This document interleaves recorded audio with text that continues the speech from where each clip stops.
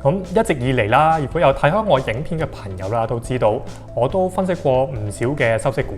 不過絕大部分都係圍繞住香港上市嘅股票為主嘅。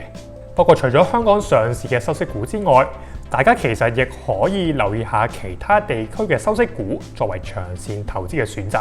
令自己嘅收息嘅組合係更加之分散嘅。咁我最近喺新聞啦都發現咗隻由 Global X 發行嘅亞太高股息率 ETF，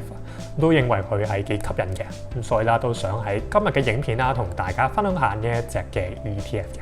Hello， 大家好，我係 Graham， 歡迎你嚟到我嘅 YouTube Channel。如果想了解更多關於個人理財同埋投資嘅知識，歡迎大家去 subscribe。近年嚟，雖然投資股票嘅渠道都越來越方便啦，不過大部分證券商同埋銀行可以交易到嘅股票，都只係集中喺香港、內地 A 股同埋美股市場為主嘅。假如投資者係要投資其他地區上市嘅股票，都唔係一件容易嘅事嚟嘅。而就算買到都好，投資者啦都未必會係好熟悉當地上市嘅公司。就因為咁，投資喺香港上市嘅 ETF 就可以解決呢一個煩惱啊！而香港其中最主要嘅 ETF 供應商未來資產環球投資，最近宣布推出嘅 Global X 亞太高股息率 ETF 3116係一個值得大家考慮嘅選擇。Global X 亞太高股息率 ETF 3116主要啦係追蹤住 Solactive 亞太高股息率指數啊！主要啦係投資喺亞太區上市嘅40隻最高股息率嘅股票啊。根據有關資料，呢一隻 ETF 啦會喺3月、6月、9月同埋12月按季度派息嘅。而截至6月30號 ，ETF 相關指數嘅股息收益率係8%，咁都見過股息率啦係相當之吸引嘅。雖然係咁，相信買開收息股嘅投資者啦都會擔心隻 ETF 會唔會出現賺息蝕價嘅情況。而為咗解決大家嘅疑慮啦，咁我都簡單將呢一隻 ETF 追蹤嘅 Solactive 亞太高股息率指數過去嘅回報啦，去同大家簡單做個分析嘅。咁睇翻隻指數嘅資料啦，咁其實指數啦早喺2017年5月31號咧就開始有數據㗎啦。而根據過去指數嘅表現，連埋過去幾年嘅派息收益，指數最高峰啦都有成1倍嘅回報。咁雖然最近因應環球股市嘅情況，整體指數嘅回報啦都有啲回調嘅。不過比起成立日期，依然啦係可以錄得大約60% 嘅升幅，咁反映住隻 ETF 係冇賺息蝕價嘅情況嘅。而當我哋將呢一個指數嘅回報同埋香港嘅恒生指數對比嘅話，咁可以見到隻 Solactive 亞太高股息率指數嘅回報啦係明顯跑出嘅。無論係年初至今1年、3年定係5年嘅投資回報，隻 Solactive 亞太高股息率指數啦都係跑贏恒生指數嘅升幅，咁反映住投資喺亞太高息股票嘅投資策略係有唔錯嘅投資成效嘅。再加上近年因為各國高通脹嘅環境，美國聯儲局不斷大幅加息，都令好多槓桿率比較高嘅公司，特別係一啲增長型科技股嘅借貸成本大幅增加，都令到普遍科技股喺近呢一年啦係大幅回調嘅。相反，就因為派息高嘅企業通常負債同埋槓桿率啦都係比較低嘅，咁所以美國加息對於呢啲高息股嘅影響啦就相對比較細嘅。而且高收益公司嘅基本面啦同埋現金流都相對穩健，抗跌能力咧都比起增長股強嘅。咁所以喺依家市況咁波動嘅環境底下，投資喺高息股係一個唔錯嘅投資策略。咁所以都解釋到點解最近啦我都不斷同大家去分享唔少嘅高息股嘅。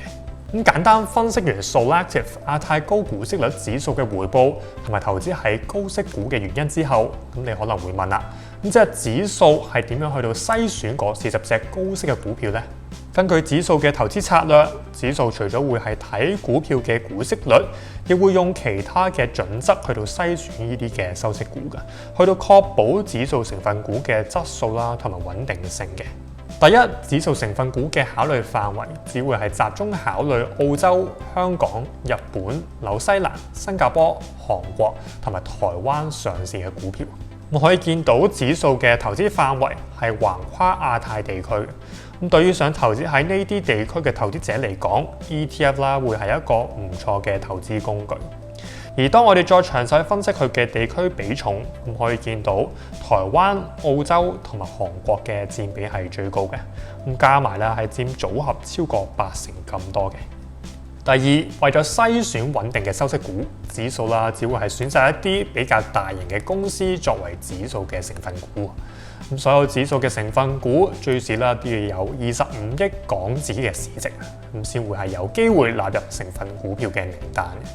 第三，除咗考慮所投資股票嘅市值、流通量啦，都係指數考慮嘅範圍之一。指數會篩選過去3個月每日平均至少係有7000萬港紙嘅平均成交量嘅股票，去確保所投資嘅股票啦係有一定嘅認受性，先至會有機會列入指數嘅成分股名單嘅。最後，為咗令指數嘅組合更加分散，指數除咗會喺7個亞太區去到篩選高收益嘅股票之外，亦會將股票組合分散投資喺唔同嘅行業啊。咁其中主要投資嘅行業啦，就包括科技、工業、原材料同埋金融嘅板塊嘅。就因為指數會因應呢一啲嚴謹嘅準則去到篩選組合嘅成分股，咁所以相信所投資嘅高息股啦，都會有一定嘅質素同埋派息嘅穩定性嘅。而投資者只要投資呢一隻 ETF 就可以輕輕鬆鬆將資金分散投資喺40隻亞太地區嘅高息股。好，咁我哋再仔細分析下指數嘅主要成分股啦。咁其中佔指數最大嘅佔比咧，都係一啲能源股為主嘅。咁就例如呢一隻 Whitehaven Coal 同埋 New Hope Corp 都係澳洲龍頭嘅煤炭能源相關嘅股票。咁其次啦，仲有隻韓國上市嘅 S-Oil 石油股，同埋隻製造電子零件嘅台灣企業友達光電啊。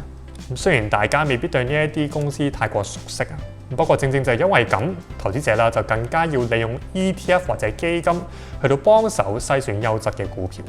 而假如你係想分散你嘅投資風險，唔想只係集中投資喺香港嘅收息股，咁呢一隻 Global X 亞太高股息率 ETF 3116啦就可以幫到你啦。咁只要買一隻 ETF 啦，就可以投資喺收益率最高嘅40隻亞太區高息嘅股票。而正如頭先都提到㗎啦，咁隻 ETF 嘅有關指數股息率啦係8%，而嚟緊將會喺9月份派息嘅。